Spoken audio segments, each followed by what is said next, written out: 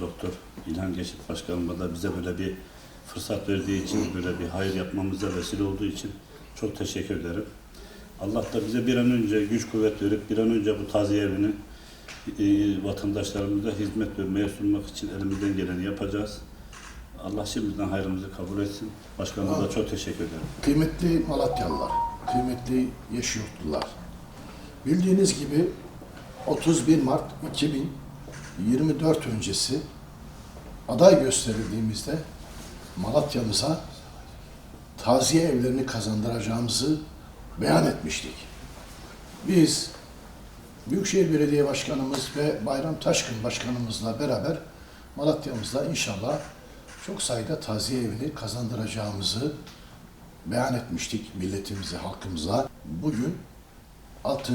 taziye evimizin protokolünü imzalamak üzere bir aradayız.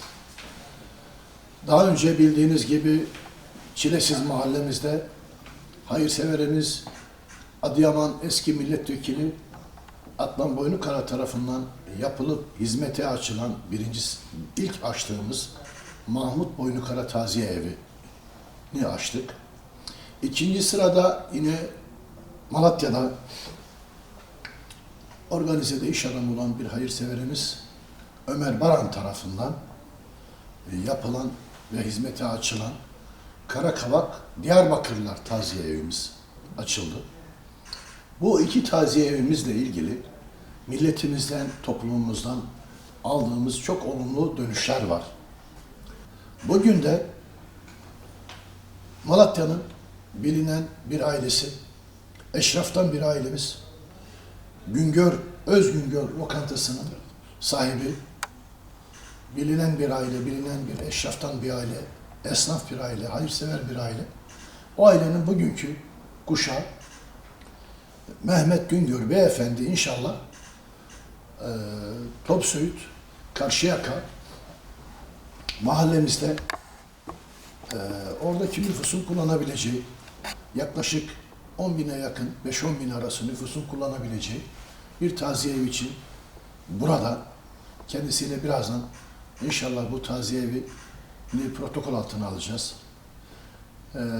Tabii ki hayırseverlerimizi bulup bize getirenler var. Mehmet Güngör hayırseverimizi de bizimle bu anlamda buluşturan, hani tanıdığımız birisiydi ama buluşturan Yeşilyurt AK Parti ilçe başkanımız Ramazan Yaylacı'ya da buradan teşekkür ediyorum. Bunun öncüsü hayırseveri bizimle buluşturmada o öncülük etti. Ayrıca Topsöğüt muhtarımıza da teşekkür ediyorum. Kendisi çok gayretli. Topsöğüt'ün her meselesinde canhıraş çalışıyor. Bizimle de son derece uyumlu çalışıyor.